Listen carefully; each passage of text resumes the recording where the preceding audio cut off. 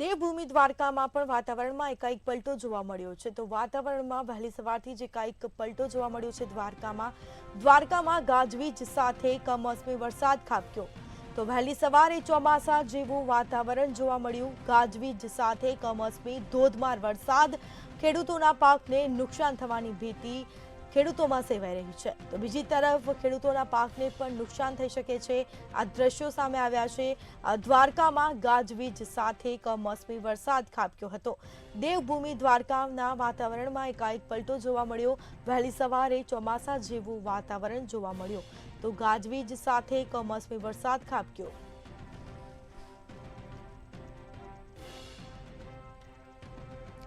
સમાચાર પ્રાપ્ત થયા છે।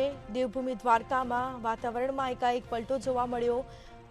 ગાજવીજ સાથે કમોસમી વરસાદ ખાબક્યો છે। માવઠાની આગાહી કરવામાં આવી હતી। તે જ પગલે હવામાન વિભાગ દ્વારા આગાહી કરવામાં આવી છે અને જેને લઈને કમોસમી વરસાદ શરૂ થયો છે। તો ક્યાંક ખેડૂતોના પાકને નુકસાન થવાની ભીતિ ખેડૂતોમાં સેવાઈ રહી છે।